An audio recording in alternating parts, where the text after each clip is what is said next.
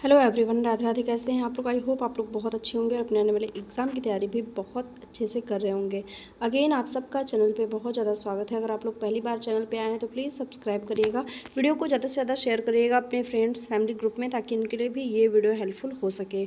और आज की इस वीडियो में बात करने वाले हैं यूपी आंगनबाड़ी में जो भी आपकी भर्तियाँ आई हैं उसके बारे में, जो कि सहायिका, कार्यकर्त्री, तमाम पदों पर भर्ती आई है। लगभग 60,000 आपके पद उसमें आए हुए हैं। तो आज उसी के बारे में बात करेंगे और पूरी वीडियो देखिएगा आप लोग, स्किप नहीं करिएगा। स्किप करेंगे तो बहुत सारे पॉइंट्स आपके क्लियर नहीं हो पाएंगे। चलिए स्टार्ट करते हैं। सबसे पहले मैं आपको जनपद आजमगढ़ का नोटिफिकेशन दिखा देती हूँ। तो हम लोग आ गए थे यूपी आंगनवाड़ी पोर्टल पे। यहाँ पे आप देख सकते हैं कि कार्यालय जिला कार्यक्रम अधिकारी आजमगढ़ द्वारा आपकी ये विज्ञप्ति जारी की गई है। ये आपको ऑनलाइन ऑफलाइन दोनों मोड में मिल जाती हैं। यानी ऑफलाइन यानी आप जब भी बाल विकास परियोजना मतलब बाल विकास पुष्टाहार विभाग के आप जाएंगे ऑफिस में या उनके डिपार्टमेंट में जाते हैं तो वहाँ की जो नोटिस बोर्ड है उस पर चस्पा की गई रहती है। ठीक है, ये आपको ऑनलाइन यूपी आंगनवाड़ी भर्ती.इन की ऑफिशियल वेबसाइट पे भी मिल जाएगी। आप लोग यहाँ पे देख सकते हैं, जहाँ पे आपको ये सारे पद देखने को मिलेंगे। आजमगढ़ में जो आपके विभिन्न पद आए हैं, पहले तो मैं आपको बताती हूँ कुल कितने पद आए हुए हैं। थोड़ा सा नोटिफिकेशन छोटा कर देते हैं। आप देख सकते हैं कि यहाँ पे 159 पद आपके आए हुए हैं। लगभग 159 आपके यहाँ पे टोटल पद हैं, जहाँ पे आपको शहर और ग्रामीण क्षेत्र दोनों शामिल किए गए हैं। चलिए इसे बता देते हैं कि शहर कौन कौन से आए हैं। तो यहाँ पे ठेकमा आपका जो जगह है वहाँ पे सबसे पहले शहरी क्षेत्र की बात करें तो शहरी क्षेत्र में आपकी ये आरक्षित, अनारक्षित, अनुसूचित जनजाति, जाति सब पे आपका ये पद आया हुआ है। लगभग 9 पद आपके यहाँ पे आए हुए हैं। एक चीज़ मैं आपको बता दूं कि आपको यहाँ पे एसटी का कोई भी पद देखने को नहीं मिलेगा। एसटी वाले कैंडिडेट जो हैं उनके लिए यहाँ पे आप देख सकते हैं कि कोई भी पद नहीं है, मतलब किसी भी तरह के आपको पद देखने को नहीं मिलेंगे। सबसे ज़्यादा पद आपको जनरल में, उसके बाद ओबीसी में और फिर एससी में पद देखने को मिलेगा। यहाँ पे आपका जो ठेकमा है वहाँ पे जनरल कैटेगरी में 4 पद आए हुए हैं। इसके अलावा यहाँ पे ओबीसी में 2 पद हैं और एससी में कोई भी पद नहीं है। ठीक है, कोयलसा आपका है जगह जहाँ पे जनरल में 3 पद आए हुए हैं और 1 पद आपका एससी में आया हुआ है। महाराजगंज में आपका 1 पद आया हुआ है ओबीसी में और 1 पद आया हुआ है एससी में। मार्टिनगंज में आपका 5 पद आया हुआ है जनरल में, 3 पद आपका ओबीसी में है, 1 पद आपका एससी में है। ठीक है, ये आपका यहाँ पे आए हुए हैं। फिर मोहम्मदपुर में आप देख सकते हैं कि आपके टोटल यहाँ पे मोहम्मदपुर में 5 पद आए हुए हैं। आपके कुल 5 पद दिए गए हैं।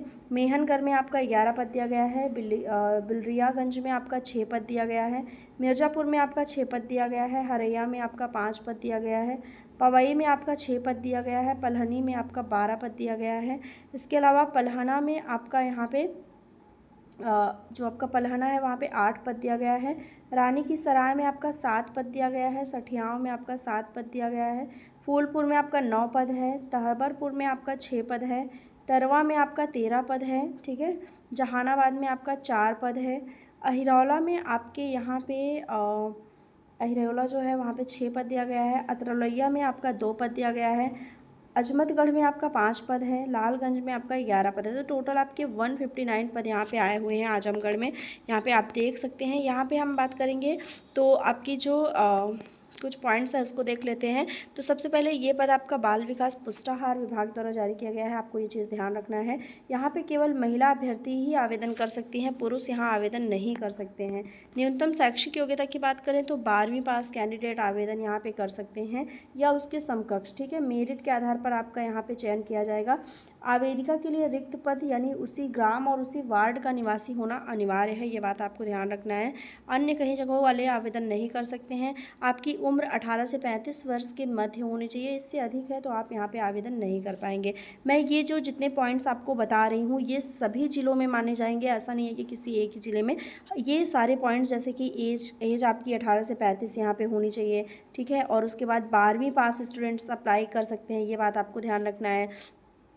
तो ये चीज़ें यहाँ पे मांगी गई हैं। ठीक है, यहाँ पे आप आवेदन 15 अप्रैल तक कर सकते हो। आपको आवेदन की तिथि जो है 15 अप्रैल तक दी गई है। आवेदन की संख्या मतलब जो आपके पद हैं वो आपके घट बढ़ भी सकते हैं। आपको ये भी ध्यान रखना है कि जो आपके पद दिए गए हैं वो घट और बढ़ भी सकते हैं। ठीक है, तो ये चीज़ आपको ध्यान रखना। बाकी यहाँ पर जो भी पद आपके आए हुए हैं वो आपके मानदेय पर आधारित हैं, आपको ध्यान रखना है ये चीज़। जितने भी पद आपके दिए गए हैं वो मानदेय पर दिए गए हैं। ठीक है, तो यहाँ पर ये सारी चीज़ें हैं, आप देख सकते हैं। तो चलिए ये आजमगढ़ का मैंने आपको बता दिया। नेक्स्ट आपको जनपद बता देती हूँ। अगला जनपद आपका हरदोई रहने वाला है, जहाँ पे आपका आवेदन स्टार्ट हुआ है। हरदोई जनपद की बात कर ले तो देखिए, जो मैंने आपको पॉइंट्स आजमगढ़ में बताया सेम वही चीज़ें यहाँ पे रहेंगी। जैसे कि 12वीं पास स्टूडेंट्स आवेदन कर सकते हैं, महिलाएं केवल आवेदन कर सकती हैं, अपने ही ग्राम और वार्ड में आपको आवेदन करना है, मानदेय पर आधारित है ये आपके पद, ठीक है। और यहाँ पे आपको जो आपके पद हैं वो घटाए बढ़ाए भी जा सकते हैं, तो तमाम चीज़ें वही हैं। अब यहाँ पे देखेंगे कि कुल पद कितने आए हैं और किस किस वर्ग में आपके पद आए हुए हैं, किस किस कैटेगरी में आपके पद आए हुए हैं, ठीक है। यहाँ पे आपको ध्यान देना है कि कुल पद आपके 4 आए हुए हैं जनपद हरदोई में, जहाँ पे मल्लावा का एक पद है, साहाबाद का एक पद है, हरपालपुर का एक पद है और शहर का एक पद है, ठीक है। तो कुल पद एक एक आए हुए हैं और जितने भी पद आपके आए हुए हैं सब एससी के पद आए हुए हैं, यानी एससी वाले के स्टूडेंट्स को ही यहाँ पे आवेदन करने का मौका मिलेगा। जितने और ओबीसी या जनरल कैटेगरी वाले हैं, आप देख सकते हैं आपके सामने है, यहाँ पे कोई भी पद यहाँ पे नहीं आया हुआ है, मतलब बिना किसी आप मतलब कोई पद नहीं आया हो, केवल एससी में आपके सारे पद आए हुए हैं। यहाँ पे भी आपकी जो अनिवार्य शैक्षिक योग्यता रहेगी वो इंटरमीडिएट रहेगी या उसके समकक्ष हो सकती है, और यहाँ पे आपके मेरिट के आधार पर चयन होगा। 18 वर्ष से 35 वर्ष की आयु आपकी होनी चाहिए यहाँ पे। बाकी जो तलाकशुदा हैं या जो भी आपकी परित्यक्ता हैं, यानी जो विधवा हैं या आपकी जो गरीबी रेखा से नीचे हैं, वो लोग यहाँ पे उनका चयन पहले होगा, उनको वरीयता दी जाएगी, ठीक है। तो ये सारी चीज़ें आप यहाँ पे देख सकते हैं। ये भी आपका बाल विकास पुष्टाहार विभाग द्वारा जारी किया गया है।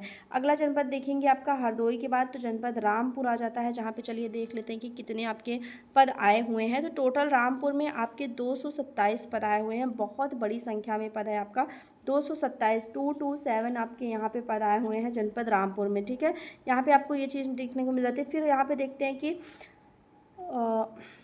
कौन कौन सी जगहों पे आपका आवेदन स्टार्ट हो रहा है। तो सबसे पहले मिलक आ जाता है। मिलक में आपके 31 पद आए हुए हैं, शाहाबाद में आपके 36 पद आए हुए हैं, स्वार ग्रामीण में आपके 38 पद आए हुए हैं, चमरौवा में आपके 14 पद आए हुए हैं, सैदनगर में आपके 20 पद आए हुए हैं, बिलासपुर में आपके 34 पद आए हुए हैं, स्वार शहर में आपके 9 पद आए हुए हैं, रामपुर शहर में आपके 45 पद आए हुए हैं, ठीक है। कुल पद आपके यहाँ पे 227 आए हुए हैं, जिसमें आपके आरक्षित, अनारक्षित और आपके यहाँ पे तमाम तरह के जो अनुसूचित जनजाति, अनुसूचित जाति सभी कैटेगरी के पद यहाँ पे शामिल है जनपद रामपुर में। तो अगर आप इन क्षेत्रों से हैं, रामपुर से हैं, तो आप यहाँ पे आवेदन डेफिनेटली कर सकते हैं। अगला जनपद देखेंगे बिजनौर। बिजनौर में देख लेते हैं, यहाँ पे आपका सेम चीज़ें हैं, बट यहाँ पे जो आपके पद आए हुए हैं वो 41 पद आपका यहाँ पे आया हुआ है, 41 पद, ठीक है। 41 पद आपका यहाँ पे आया हुआ है, जहाँ पे आपको ध्यान रखना है कि आपका शहरी क्षेत्र में 7 पद आया हुआ है, और देवमल में आपका 4 पद है, हल्दौर में आपका 1 पद है, खारी झालू में आपका 2 पद है, जलीलपुर में आपके 3 पद हैं, नूरपुर में आपके 5 पद हैं, अफजलगढ़ में 1 पद है, स्योहारा में आपका 1 पद है, धामपुर में 5 पद है, नाहटौर में 2 पद है, कीरतपुर में 2 पद है, नजीबाबाद में 7 पद है और कोतवाली में आपके 1 पद है, ठीक है। आपको ये ध्यान रखिए, यहाँ पे कैटेगरी वाइज नहीं दिया गया है, एक आपका शहरी क्षेत्र में, बाकी सारे पद आपके ग्रामीण क्षेत्र में दिए गए हैं, ठीक है। तो जितने भी कैंडिडेट इन जगहों से हैं, बिजनौर से हैं, वो आवेदन कर सकते हैं। यहाँ पे सारी चीज़ें लिखी हैं। 1 अप्रैल आपकी लास्ट डेट यहाँ पे दी गई है। 1 अप्रैल के मध्य रात्रि 12 बजे तक आप यहाँ पे आवेदन कर सकते हैं। 18 से 35 वर्ष आपकी उम्र है, उसी ग्राम सभा के निवासी आपको होना चाहिए, इंटरमीडिएट आपकी योग्यता है, तमाम चीज़ें यहाँ पे लिखी हुई हैं, ठीक है। आपको ये चीज़ ध्यान रखना है। बिजनौर के बाद देखेंगे जनपद भदोही आता है। भदोही में आपके जो पद हैं वो 3 पद हैं, केवल 7 पद यहाँ पे भदोही में दिए गए हैं, आप देख सकते हैं, और केवल एक क्षेत्र में यानी ज्ञानपुर में आपका आवेदन हो रहा है, जहाँ पे आपका एससी का 3 पद है और एसटी में आपका कोई पद नहीं है, ओबीसी में 1 पद है और 3 पद जनरल के हैं। तो आपकी कुछ इस तरह से जनपद भदोही में आया हुआ है नोटिफिकेशन। जो भी कैंडिडेट भदोही में है वो आवेदन कर सकते हैं। संत कबीर नगर का देख लेते हैं। लास्ट डेट आपकी यहाँ पे 28 है, मैंने इसका आपको नोटिफिकेशन बताया था, अगेन बता देती हूँ। 28 तारीख यहाँ पे लास्ट डेट आपकी रखी गई है। यहाँ पे जो कुल पद आए हुए हैं वो 5 पद आए हुए हैं, जो कि खजूरी, मेहंदूपार, हरैया, देवकली कला, कुईकोल इस तरह के आपके क्षेत्रों में आए हुए हैं। टोटल पद आपके 5 यहाँ पे रखे गए हैं, ठीक। ये हो जाता है आपका जनपद संत कबीरनगर का। बांदा में देख लेते हैं, तो बांदा में आपके 7 पद टोटल आए हुए हैं, जहाँ पे आप देखेंगे तो आपको बबेरू, आलमपुर, सांडा, गोयरा मुगली, कुर्रही इतने जगहों पे आपके पद आए हुए हैं। 7, 8, 9, 10, 11 पद आपके यहाँ पे जनपद बांदा में आए हुए हैं, ठीक है। तो फिलहाल ये आपका अभी चल रहा है आंगनवाड़ी में। जितने भी कैंडिडेट इन क्षेत्रों से हैं वो आवेदन कर सकते हैं। आने वाले डेज़ में बहुत सारे जिलों का और नोटिफिकेशन आने वाला है, और जिन जिलों में नोटिफिकेशन हो गया है या कंप्लीट हो गया है आवेदन। तो डीवी में क्या अपडेट है आप लोग ज़रूर बताइएगा। आप लोग का डीवी के लिए डॉक्यूमेंट वेरिफिकेशन के लिए आपकी सिलेक्शन हुआ है कि नहीं, आप लोग ज़रूर से ज़रूर कमेंट सेक्शन में बताइएगा कि आपका सिलेक्शन हुआ कि नहीं, डीवी आपकी हुई कि नहीं, या फिर डीवी डेट कब है आपकी, ये भी आप बताइएगा। क्योंकि ऑफिशियल जो आपकी नोटिफिकेशन होती है डीवी से संबंधित, वो आपकी पब्लिकली नहीं पोस्ट की जाती, वो पर्सनली आपको ईमेल के थ्रू या मैसेज के थ्रू बता दिया जाता है। जब फाइनल रिजल्ट आ जाता है, मतलब एकदम कंफर्म हो जाता है कि इन कैंडिडेट का सिलेक्शन हो चुका है, तो वही लिस्ट आपकी ऑफिशियल वेबसाइट पे अपलोड की जाती है डिस्ट्रिक्ट वाइज, ठीक है। तो ये चीज़ आपको ध्यान रखना है। बाकी कॉमेंट सेक्शन में अपने डिस्ट्रिक्ट का नाम जरूर से ज़रूर कॉमेंट करिएगा। आंगनबाड़ी सुपरवाइजर के लिए वेट कर रहे हैं तो चैनल को सब्सक्राइब कर लीजिएगा, बहुत ऑथेंटिक जानकारी आप तक पहुँचाई जाएगी। मिलते हैं नेक्स्ट वीडियो में, तब तक के लिए बाय एंड टेक केयर।